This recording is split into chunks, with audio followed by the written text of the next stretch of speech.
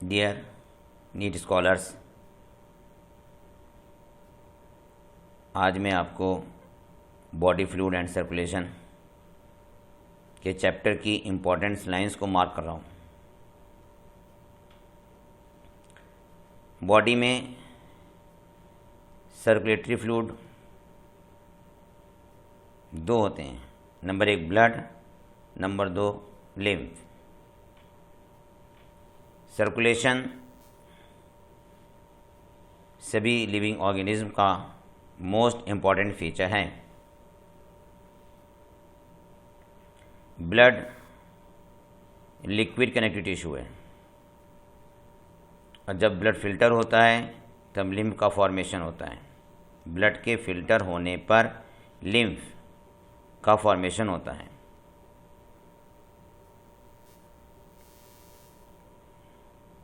Blood liquid connective tissue है। Blood में matrix, plasma तथा कॉर्पस्कल्स पाई जाती हैं। प्लाज्मा 55% प्लाज्मा ब्लड का 55% होता है। मतलब प्लाज्मा क्या है? ब्लड का लिक्विड पार्ट।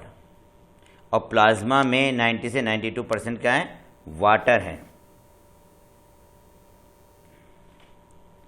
और प्रोटीन 6 to 8% है।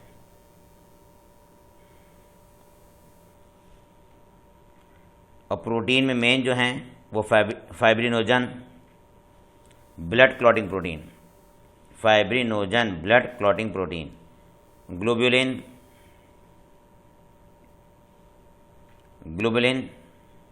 डिफेंस प्रोटीन है, एल्ब्यूमिन ब्लड प्रेशर को मेंटेन रखती है। ये मैंने इन प्रोटीन के मेन फंक्शन बताए आपको। एक फाइब्रिनोजन है, दूसरी ग्लोबुलिन है, तीसरी कौन सी है? एल्ब्यूमिन है। एल्ब्यूमिन ब्लड प्रेशर को मेंटेन रखती है। नेक्स्ट पेज पर आ जाइए आप।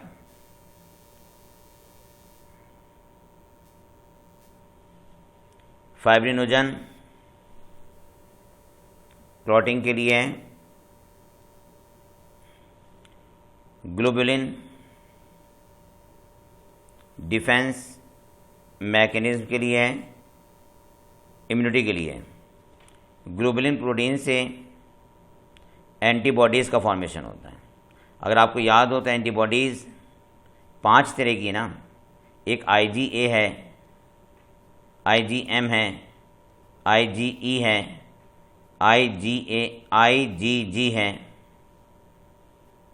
IgD है। IgM, IgE, IgG, IgA और IgD, ये 12th क्लास में पढ़ेंगे। जो सबसे पहले एंटीबॉडी आती है वो IgM है। एल्ब्यूमिन ब्लड प्रेशर को मेंटेन रखती है। प्लाज्मा में स्मॉल अमाउंट में मिनरल्स हैं, जैसे sodium ion, calcium ion, magnesium ion, bicarbonate ion, chloride ion. Glucose, amino acid, lipid भी प्लाज्मा में होता है। लास्ट लाइन देखिए इस पैराग्राफ की, बहुत इंपॉर्टेंट है। Plasma without clotting factor is called serum. Okay, plasma without clotting factor is called serum.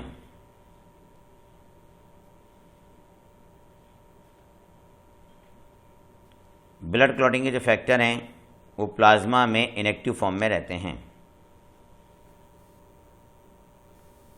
Elements, erythrocyte, leucocyte, platelets are collectively called formed element. Element 45% blood का होते हैं। सबसे पहले एलिमेंट में हम आरबीसी देख रहे हैं, इरिथ्रोसाइट। आरबीसी ई न्यूक्लिएटेड होती है।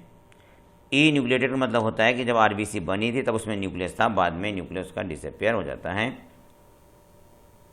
Healthy adult man has an average 5 million to 5.5 million of RBC mm minus Q. RBC are formed in red bone marrow in adult. First RBC जो बनती है वो yolk sac में बनती है. एम्ब्रियो में आरबीसी लीवर में भी बनती है, रेड बोन मैरो में बनती है, स्प्लीन में भी बनती है. आरबीसी में न्यूक्लियस नहीं होता, आरबीसी बाइकॉन्केव शेप होती है. आरबीसी में हीमोग्लोबिन है और हीमोग्लोबिन रेस्पिरेटरी पिगमेंट है. एक पॉइंट नोट कर लीजिए यहाँ पे, haemoglobin is a quaternary protein. Note करो, note. Haemoglobin is a quaternary protein और myoglobin is a tertiary protein. इसे नोट कर लीजिए अलग से. हीमोग्लोबिन क्वाटरनरी प्रोटीन है और मायोग्लोबिन टर्शरी प्रोटीन है. एक हेल्दी पर्सन में 12 to 16 ग्राम हीमोग्लोबिन होता है, लगभग 100 ml ब्लड में. हीमोग्लोबिन का मेन रोल क्या है? Transport of respiratory gases. और रेस्पिरेटरी गैसेस क्या हैं? ऑक्सीजन और कार्बन डाइऑक्साइड. आरबीसी का लाइफ स्पान कितना है? 120 डेज. 120 डेज हैं. आरबीसी डेस्ट्रॉयड होती हैं स्प्लीन में, इसीलिए स्प्लीन को हम ग्रेवयार्ड ऑफ आरबीसी भी कहते हैं. डेड आरबीसी का ब्रेकडाउन लीवर में भी होता है. जब डेड आरबीसी का ब्रेकडाउन लीवर में होता है तो आरबीसी के ब्रेकडाउन से बाइलरुबिन और बाइलवर्डिन पिगमेंट बनते हैं. जो कि एक्सक्रीटरी होते हैं. कैसे होते हैं? एक्सक्रीटरी होते हैं.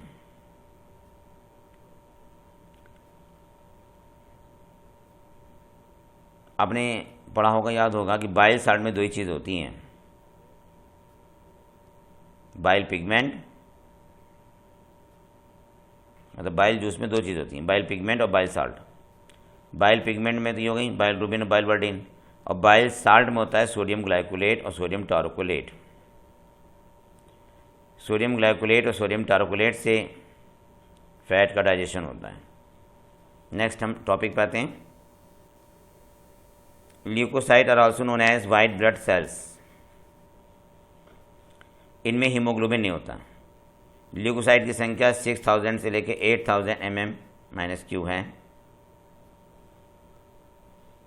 6000 to 8000 mm-Q जिसे कहते हैं.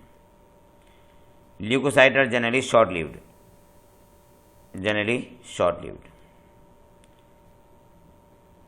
WBC दो तरह की हैं, ग्रेनुलोसाइट और agranulocyte. Neutrophil, eosinophil, basophil are different type of granulocyte. Neutrophil की संख्या सबसे अधिक होती है 60 to 65%, और बेसोफिल की संख्या सबसे कम होती है 0.5 से 1%. न्यूट्रोफिल और मोनोसाइट ये दोनों फैगोसाइटोसिस करती हैं.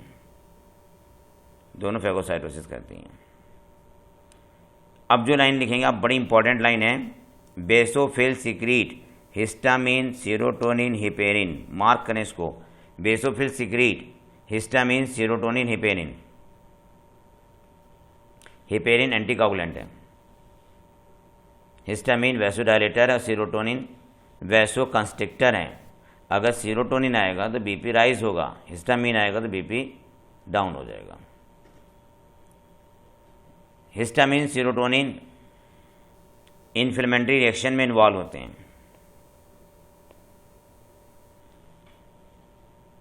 Eosinophil resist infection. नीचे डायग्राम आ रहा है, इस डायग्राम में मार्क कर लें मोनोसाइट के डायग्राम को और न्यूट्रोफिल के डायग्राम को. अगर आपको याद हो, न्यूट्रोफिल में अगर बार बॉडी होती है तब ब्लड फीमेल का होगा, और अगर बार बॉडी नहीं है तो ब्लड मेल का होगा. ठीक है. लास्ट लाइन आपने वहाँ पढ़ी थी, eosinophil resist infection are also है ना, associated with the allergic reaction. Eosinophil infection और एलर्जिक रिएक्शन से रिलेटेड होती हैं। यूसिनोफिल को एसिडोफिल भी कहते हैं। इसका न्यूक्लियस बाइलोब्ड होता है और इसमें ग्रेनोज भी पाए जाते हैं। लिम्फोसाइट 20 से 25% हैं। दो तरह की लिम्फोसाइट होती हैं, बी लिम्फोसाइट और टी लिम्फोसाइट। नेक्स्ट पैराग्राफ में ये प्लेटलेट्स को थ्रोम्बोसाइट कहते हैं। थ्रोम्बोसाइट, ये क्वेश्चन बहुत आता है। Thrombocyte are cell fragment produce from megakaryocyte in bone marrow.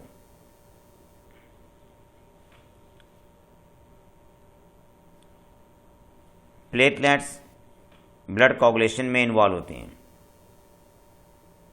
Blood clotting में ये इन्वॉल्व होते हैं।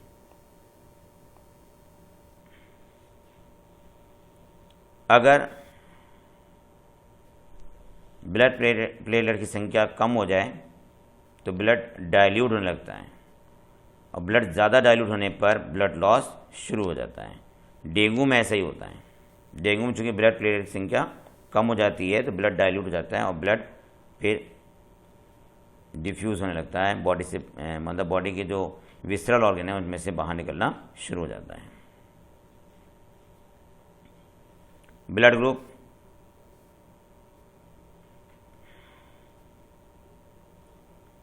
में नेक्स्ट पैराग्राफ में आ जाइए आप।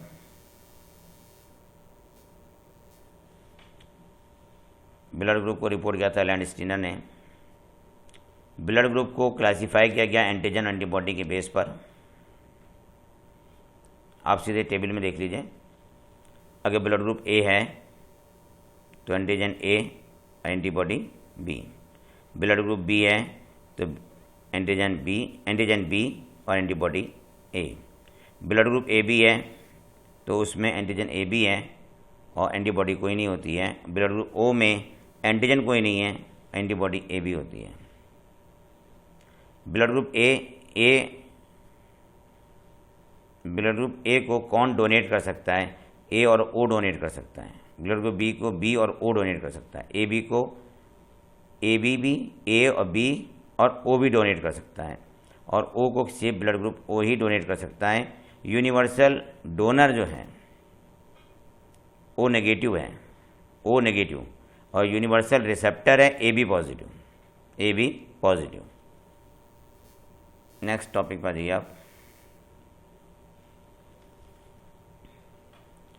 Universal donor O negative,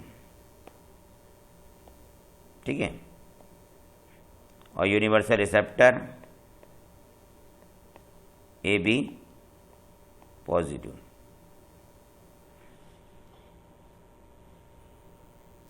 next page पर आ जाइए। आर एच फैक्टर है। आर एच फैक्टर को आर एच एंटीजन भी कहते हैं। इसे रिपोर्ट किया था लैंडस्टीनर एंड वीनर ने। R H factor reported by Landsteiner and Wiener in 1940। सबसे पहले आर एच फैक्टर को रीसेस मंकी से में रिपोर्ट हुआ था, इसलिए इसे हम आर एच एंटीजन कहते हैं। आर एच एंटीजन आरबीसी की सरफेस पर बनती है। आर एच एंटीजन आरबीसी की सरफेस मिलती है। जिनमें आर एच एंटीजन है उन्हें आर एच पॉजिटिव कहते हैं, जिनमें आर एच एंटीजन नहीं है उन्हें आर एच नेगेटिव कहते हैं। इंडिया में लगभग 80 से 85% आर एच पॉजिटिव हैं और बाकी आर एच नेगेटिव हैं, जबकि यूरोप में, एक मिनट, इंडिया में 97% आर एच पॉजिटिव हैं। देखिए मैं नीचे लिख देता हूँ, इंडिया में 97% आर एच पॉजिटिव, ठीक है, और यूरोप में 80 से 85% R H positive. R H positive मतलब होता है कि उसमें आर एच एंटीजन है।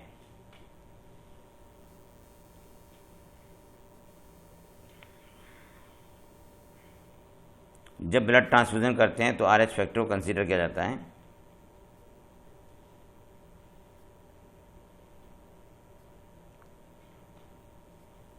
नेक्स्ट पॉइंट देखिए आप, अगर मान लीजिए मैन RH पॉजिटिव है और वो मैन RH नेगेटिव है, तब फर्स्ट चाइल्ड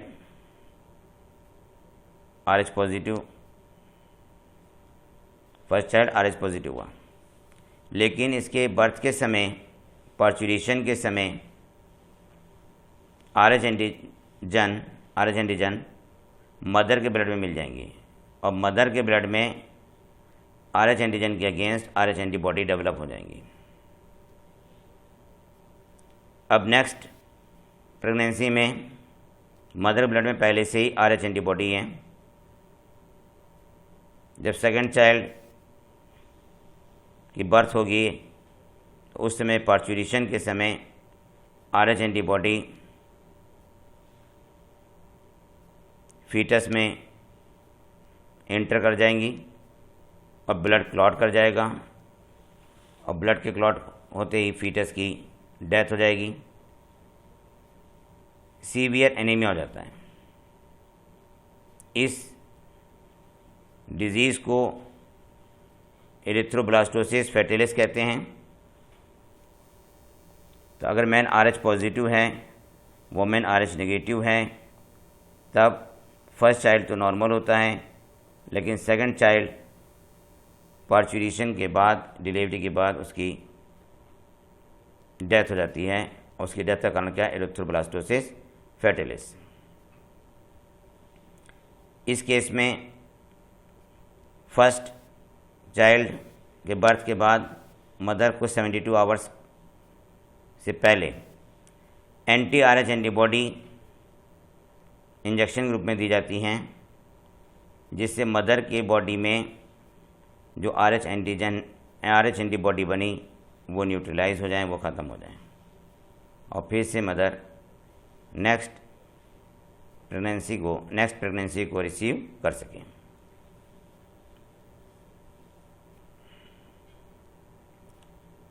ये जो पैराग्राफ आपको स्क्रीन में दिखाई दे रहा है, ये एरिथ्रोब्लास्टोसिस फैटिलिस का है। मैं एक बार फिर बता दूं, अगर फादर RH पॉजिटिव है और मदर RH नेगेटिव है तब एरिथ्रोब्लास्टोसिस फैटिलिस होता है। लेकिन अगर इसका हम उल्टा कर लें कि फादर RH नेगेटिव और मदर RH पॉजिटिव हो, तब एरिथ्रोब्लास्टोसिस फैटिलिस नहीं होता है। नेक्स्ट टॉपिक है ब्लड कोगुलेशन।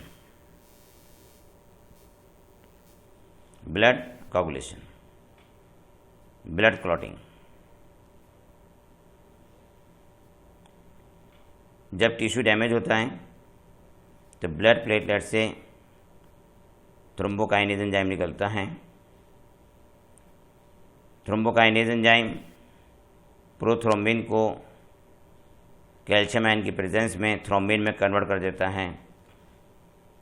नेक्स्ट स्टेप में थ्रोम्बिन कैल्शियम आयन की प्रेजेंस में फाइब्रिनोजन को फाइब्रिन में कन्वर्ट कर देता है और फाइब्रिन थ्रेड लाइक होता है, फाइब्रिन का नेटवर्क बन जाता है और फाइब्रिन में कार्पेसेल्स एंटेंगल्ड हो जाती हैं और ब्लड क्लॉट कर जाता है। एंटीकोगुलेंट हिपेरिन होता है। ब्लड क्लॉट ब्लड लॉस को रोकता है और ब्लड क्लॉट 2 से 8 मिनट के अंदर हो जाता है। अगर ब्लड क्लॉट नहीं करता है तो उसे हम हीमोफीलिया कहते हैं।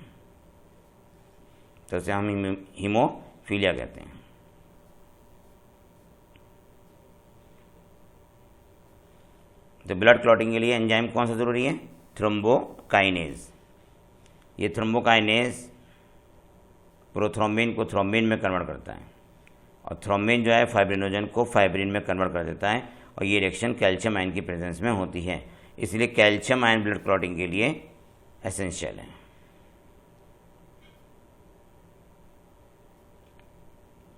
अगर ब्लड क्लॉट नहीं करता है तब उसे क्या होता है? हीमोफीलिया। हाँ, हीमोफीलिया 3 तरह का होता है, वो आप नेक्स्ट टॉपिक में कहीं पढ़ेंगे अगले लेक्चर में।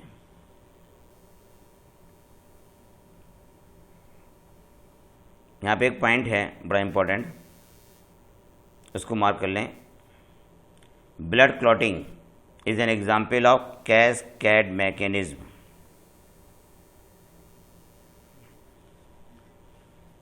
ब्लड क्लॉटिंग कैस्केड मैकेनिज्म है, मतलब एंजाइम्स एक चेन के फॉर्म में वर्क करते हैं। ये पॉइंट याद रखिएगा, blood clotting is a cascade mechanism. Blood clotting factor mostly liver में सिंथेसाइज होते हैं। ओके, मैंने बताया था कि ब्लड प्लेटलेट्स के रैप्चर होने पर ब्लड प्लेटलेट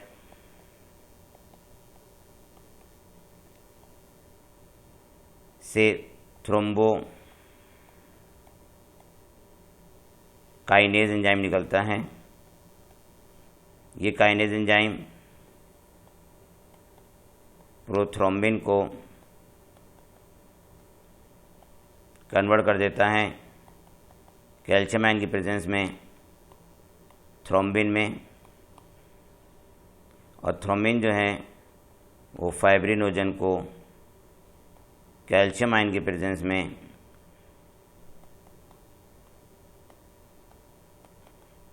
कन्वर्ट कर देता है फाइब्रिन में, और फाइब्रिन से ब्लड क्लॉट हो जाता है।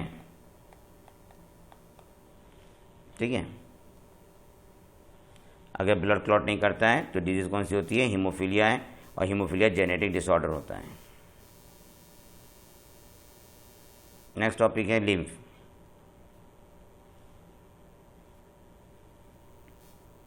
जब ब्लड फिल्टर हो जाता है कैपिलरीज से तो लिम्फ का फॉर्मेशन होता है। लिम्फ वेन्स में सर्कुलेट करता है।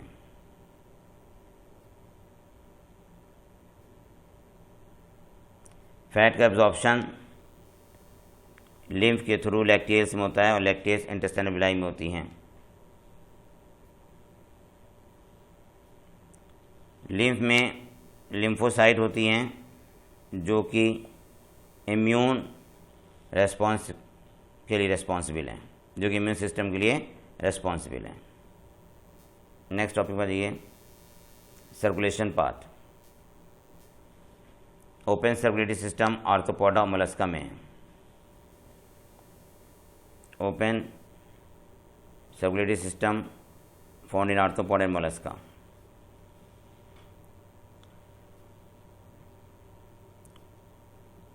क्लोज सर्कुलेटरी सिस्टम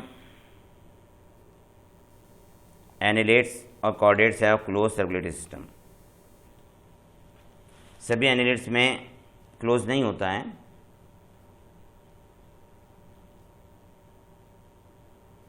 कुछ एनिलेट्स में क्लोज सर्कुलेटरी सिस्टम है, जैसे अर्थवॉर्म और लाइगोकेट्स में। नेक्स्ट पॉइंट है, सभी वर्टिब्रेट में मायोजेनिक हार्ट होता है। फिश में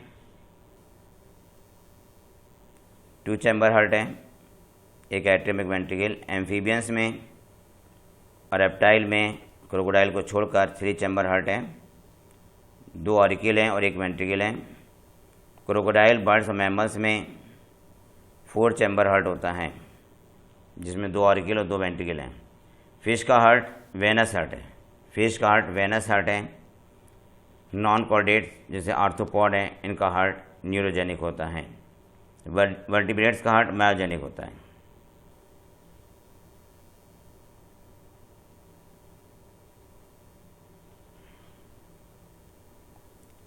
In amphibians and reptiles, the left atrium receive oxygenated blood from the gills, lungs or skin, and right atrium get the deoxygenated blood from other body parts.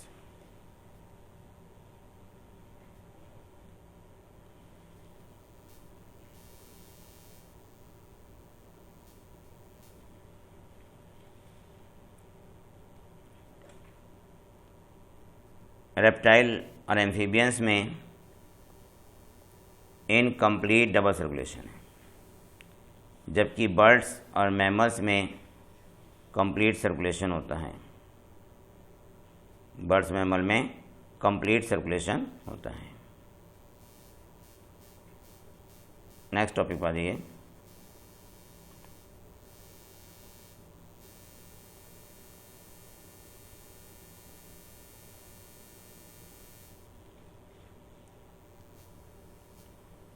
Human circulatory system को blood vascular system भी कहते हैं। Heart की origin mesodermal है। Heart thoracic cavity में दोनों lungs के बीच मेडिस्टल space में होता है और हार्ट के चारों ओर पेरिकार्डियम होती है। हार्ट में 4 चैम्बर हैं, 2 ऑरिकल हैं, 2 वेंट्रिकल हैं। ओके, दोनों ऑरिकल के बीच में इंटरवेंट्रिकुलर सेप्टम है और दोनों वेंट्रिकल के बीच में इंटरवेंट्रिकुलर सेप्टम होता है। नेक्स्ट टॉपिक पर जाइए।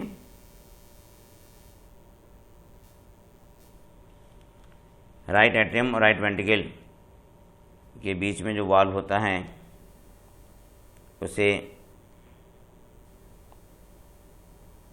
ट्राइकस्पिड वाल्व कहते हैं। बाइकस्पिड वाले मिट्रल वाल्व लेफ्ट एट्रियम और लेफ्ट वेंट्रिकल के बीच में होता है।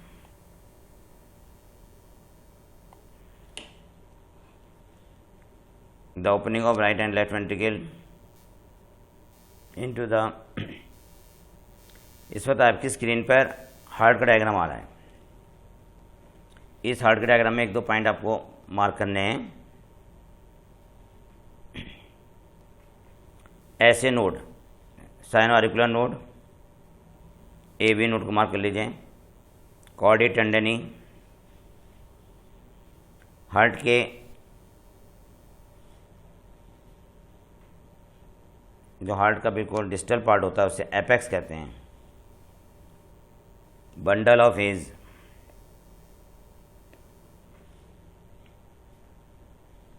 Pulmonary veins. नेक्स्ट पेज पर जाइए।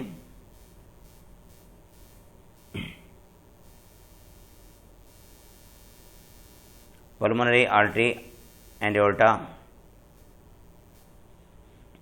में सेमी लूनर वाल होता है, में सेमी लूनर वाल होता है।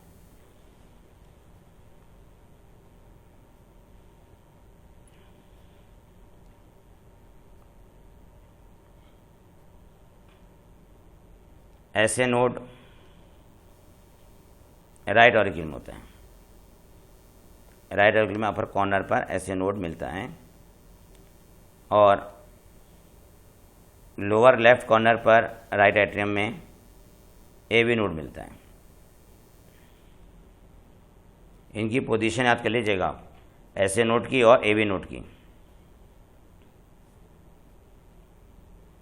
एवी नोड से बंडल ऑफ हेज रिलीज होता है। एवी नोड से बंडल ऑफ हेज,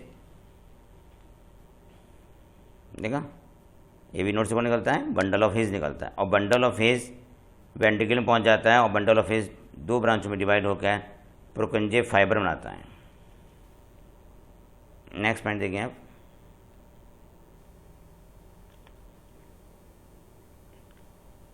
ऐसे नोड और एवी नोड नोडल फाइबर के बने होते हैं। ऐसे नोड से एक्शन पोटेंशियल 70 से 75 मिनट पर मिनट जनरेट होता है।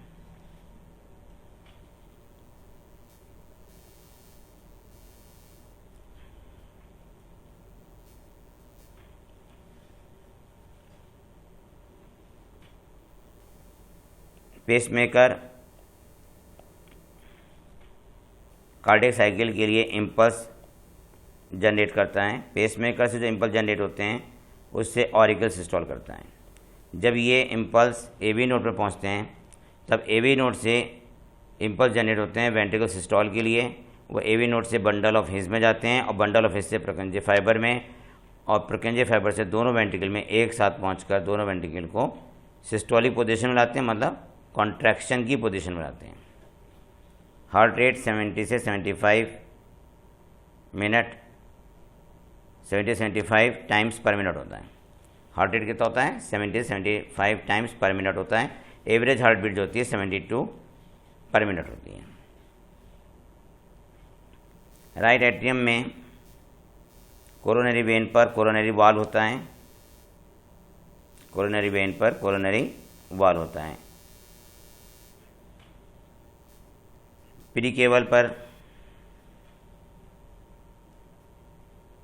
पर हेबर्शियन वॉल और पोस्ट केबल पर यूस्टेशियन वॉल होता है।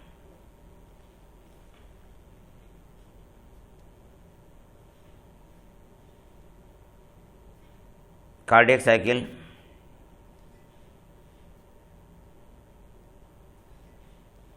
पेसमेकर द्वारा रेगुलेट होती हैं।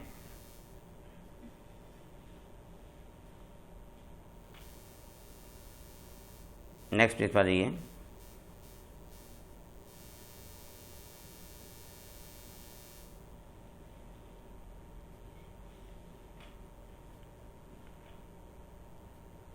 इसमें कोई ख़ास इम्पोर्टेंट पॉइंट नहीं है।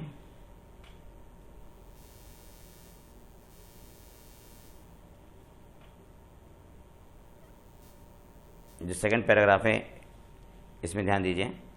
Heart beat 72 times per minute. Duration of single cardiac cycle 0.8 second. Each ventricle pump out 70 ml of blood. Called stroke volume. Stroke volume multiplied by the heart rate give the cardiac output. Cardiac output can be defined as volume of blood pumped out of cardiac output can be defined as the volume of blood pumped out by each ventricle per minute and average 5000 ml या or 5 liter in a healthy individuals.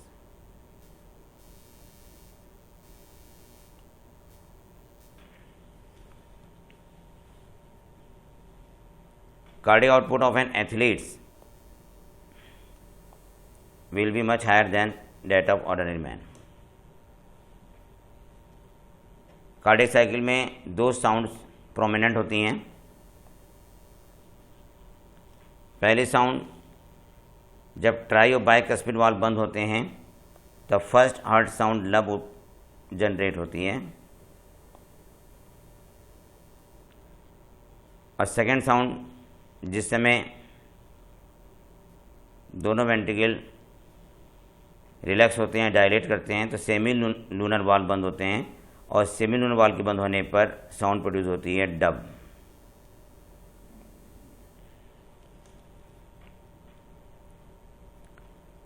Right auricle से blood right ventricle में जाता है। यहाँ पे इस opening पर tricuspid valve होता है।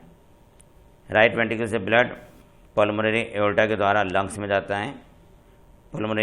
पल्मोनरी एओर्टा की ओपनिंग पर सेमी लूनर वाल्व होता है। लंग से जब ब्लड रिटर्न करता है ऑक्सीजनेटेड होने के बाद तो पल्मोनरी वेन के द्वारा लेफ़्ट एट्रियम में आता है, और लेफ़्ट एट्रियम से ब्लड जाता है लेफ़्ट वेंट्रिकल में, और यहाँ पे वाल्व होता है बाइकस्पिड, और लेफ़्ट वेंट्रिकल से ब्लड जाता है सिस्टमिक आर्क में। सिस्टमिक आर्क की ओपनिंग पर होता है सेमी लूनर वाल्व, और सिस्टमिक आर्क से पूरी बॉडी में ब्लड पंप हो जाता है। जिस समय वेंट्रिकल सिस्टॉल करते हैं तो ट्राई और बाइकस्पिड वाल्व बंद होते हैं और साउंड प्रोड्यूस होती है लब। जब वेंट्रिकल रिलैक्स होते हैं या डायलेट करते हैं या डायस्टोलिक कंडीशन में आते हैं उस समय ट्राई और बाइकस्पिड वाल्व ओपन हो जाते हैं और सेमी लूनर वाल्व बंद होते हैं और साउंड प्रोड्यूस होती है डब। तो फर्स्ट साउंड है लब LUB और सेकेंड साउंड है dub.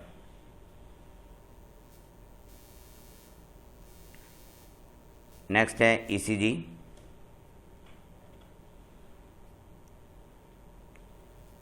Sound pip pip as the patient go into cardiac arrest. Machine को कहते हैं इलेक्ट्रोकार्डियोग्राफ, और जिससे ECG ऑब्टेन होता है उस ईसीजी वाले पेपर को कहते हैं हम electrocardiogram. ECG graphical representation of A electrical activity of the heart during a cardiac cycle, during a cardiac cycle. Next page पर जाइए। ईसीजी का डायग्राम बना हुआ है, PQRST। P wave auricle depolarisation को शो करती है, QRS वेव वेंट्रिकल डीपोलराइजेशन को, और T वेव रीपोलराइजेशन को। देखिए जो T वेव है वो रीपोलराइजेशन को शो करती है। मैंने शॉर्ट में लिख दिया है T वेव रीपोलराइजेशन को, ठीक है।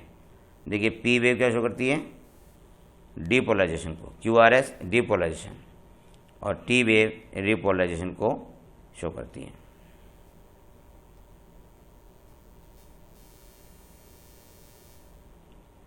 मैंने शॉर्ट में लिखा है, पूरा लिखिएगा। T wave show the repolarisation of ventricle.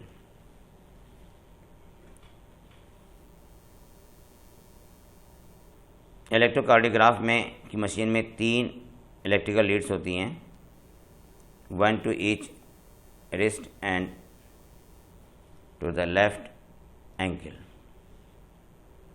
Electrical leads कितनी? 3 हैं, 1 to each wrist and to the left ankle, to the left ankle।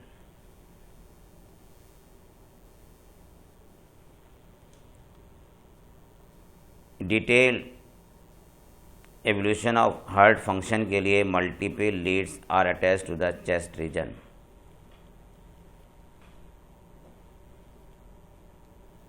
P wave represent the electrical excitation or depolarization of the atrium।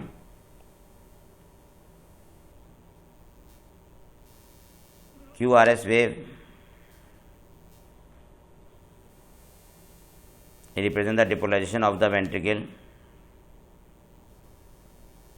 Contraction starts shortly after Q and mark the beginning of the systole। T wave repolarisation को represent करती है। बहुत question आता है T wave का। T wave repolarisation of ventricle को show करती है। The end of T wave mark the end of systole.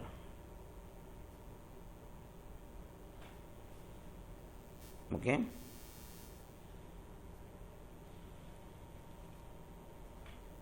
ECG से हम हार्ट रेट को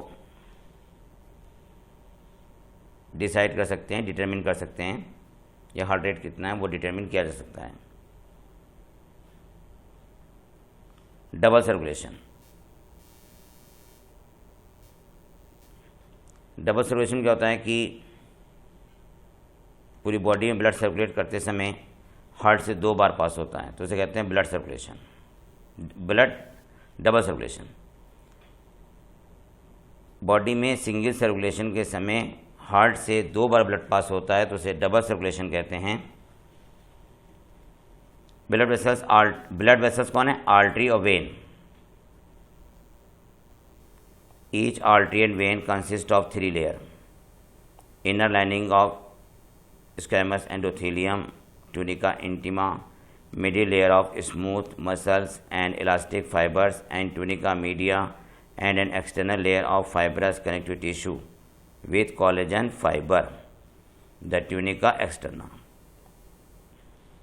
tunica intima, tunica media, tunica externa, तीनों को याद कीजिएगा, ठीक है। Tunica media is comparatively thin in the vein. Next आ जाइए।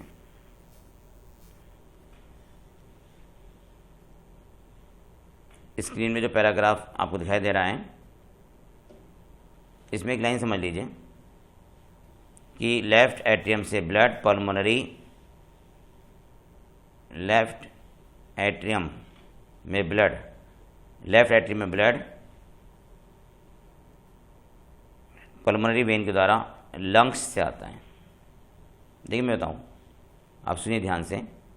पूरी बॉडी से ब्लड जाता है राइट ऑरिकल में, राइट ऑरिकल से ट्राइकस्पिड वॉल के थ्रू जाता है राइट वेंट्रिकल में, और राइट वेंट्रिकल से पल्मोनरी एओर्टा के द्वारा जाता है लंग्स में, और लंग से पल्मोनरी वेन के द्वारा आता है लेफ्ट एट्रियम में, और लेफ्ट एट्रियम से बाइकस्पिड वॉल के द्वारा जाता है लेफ्ट वेंट्रिकल में, और लेफ्ट वेंट्रिकल से ब्लड पंप हो जाता है सिस्टमिक आर्क में, और सिस्टमिक आर्क से पूरी बॉडी के अंदर चला जाता है।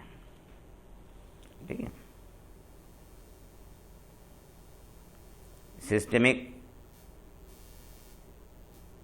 Circulation provide nutrient, oxygen and other essential substance to the tissue and takes carbon dioxide and other harmful substances away from elimination.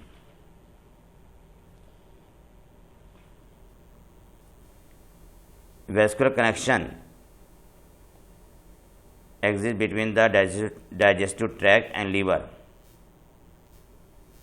called hepatic portal system.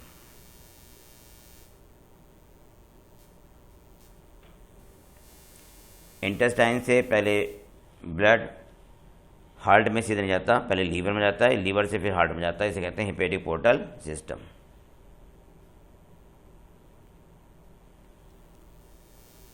A special coronary system of blood vessels is present in our body exclusively for the circulation of blood to and from the cardiac musculature. Screen पे जो diagram आ रहा है इसको mark कर लीजिएगा, ये important diagram है। Pulmonary vein, pulmonary artery को, आर्टरी की टीएस को और वेन की टीएस को, और इस कैपिलरी के डायग्राम को। Next,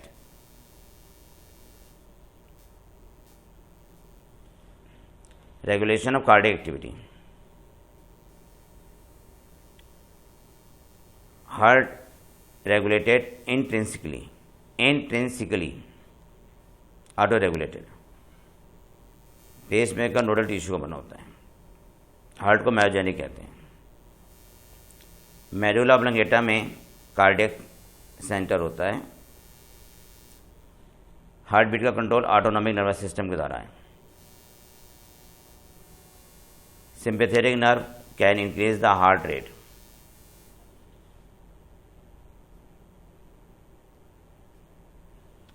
Parasympathetic neural signal decrease the heart rate.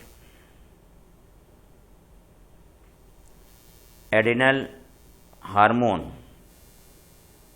increases the cardiac output. Next,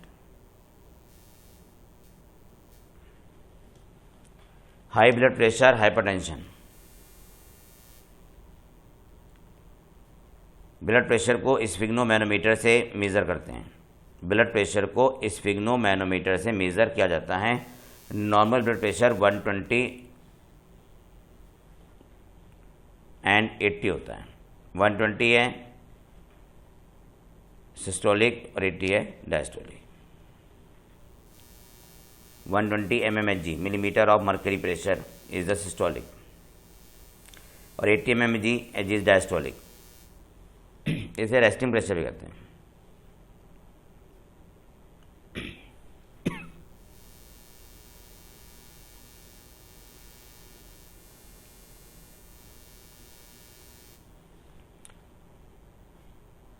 देखिए, ब्लड प्रेशर अगर 140 और 90 हो जाता है तो ये हाइपरटेंशन कहलाता है।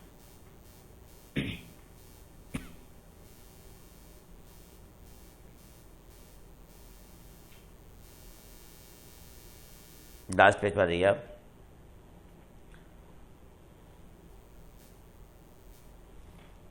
अगर 120 80 से कम हो जाता है तो हाइपरटेंशन है, 120 80 से ज़्यादा हो जाता है तो हाइपरटेंशन है। High blood pressure leads to the heart disease and also affect the vital organs like brain and kidney. Coronary artery disease, एक होती है एथेरोस्क्लेरोसिस, एक होती है arteriosclerosis. Atherosclerosis affect the vessels that supply blood to the heart. It is caused by the deposits of calcium, fat and cholesterol। ठीक है। Atherosclerosis में arteries की ल्यूमेन नैरो हो जाती हैं। एंजाइना पेक्टोरिस कहते हैं इसे। चेस्ट पेन है, ये पेन होता है ऑक्सीजन की डिफिशिएंसी से, ऑक्सीजन कमी से हो जाता है। Next, heart failure. Heart failure means the state of heart when it is not pumping blood effectively enough to meet the need of the body. Heart failure. It is sometimes called congestive heart failure because congestion of the lungs is one of the main symptom of this disease. Heart failure में देखिएगा, heart failure आप पढ़ रहे हैं, heart failure में देखिएगा, heart failure means the state of heart when it is not pumping blood effectively enough to meet the need of body. Heart failure is also called congestive heart failure because congestion of lungs में congestion हुआ तो heart ने काम करना बंद कर दिया, उसे कहते हैं हार्ट फेल्यूर। ठीक है, ये लास्ट लाइन जो है ध्यान दीजिएगा, congestive heart failure because congestion of the lungs is one of the main symptom of this disease. Heart failure is not the same as cardiac arrest. ठीक है,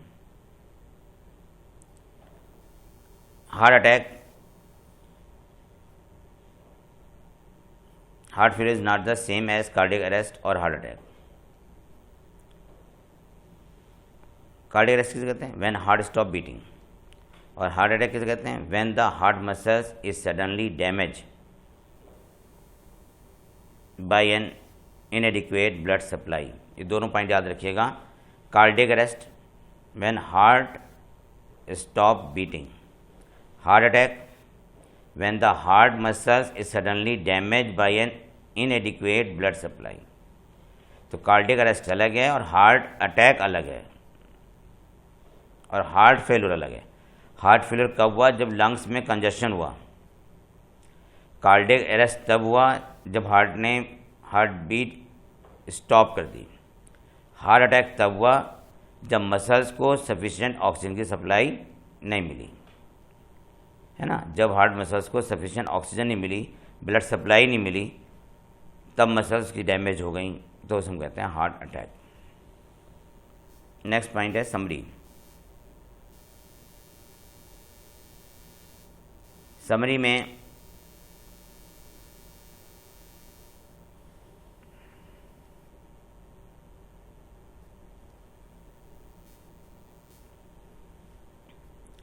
समरी में कोई खास इंपॉर्टेंट पॉइंट नज़र नहीं आ रहा है।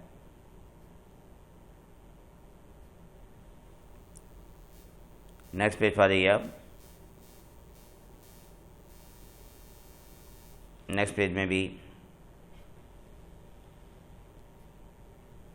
कोई खास पॉइंट नज़र नहीं आया मुझे। ईसीजी क्या कहते हैं हम? इलेक्ट्रोकार्डियोग्राफ वो मशीन होती है जिससे हम हार्ट बीट को ग्राफिकल मेथड से रिप्रेजेंटेशन करते हैं।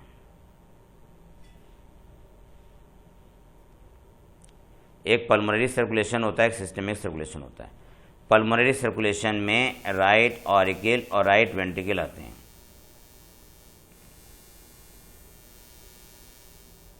ठीक है, और पल्मोनरी सर्कुलेशन में राइट ऑरिकल से ब्लड राइट वेंट्रिकल में गया, राइट वेंट्रिकल से कहाँ चल गया ब्लड? लंग्स में। और सिस्टमिक सर्कुलेशन में क्या होता है कि लंग्स से ब्लड आता है ना, लेफ्ट एट्रियम में, और लेफ्ट एट्रियम से आता है फिर लेफ्ट वेंट्रिकल में, और लेफ्ट वेंट्रिकल से सिस्टमिक एओर्टा के अंदर ब्लड पंप हो जाता है। ओके, यहाँ पे चैप्टर कंप्लीट हो जाता है। आप इस चैप्टर की इंपॉर्टेंट लाइन्स को याद कर लीजिएगा। एक लास्ट लाइन देख लीजिए। Heart is auto excitable, its function can be moderate by the neural and hormonal mechanism. Okay, thank you, wish all the best. आप मेरे इस लेक्चर को सब्सक्राइब भी कर लीजिएगा और लाइक भी कीजिएगा। Thank you.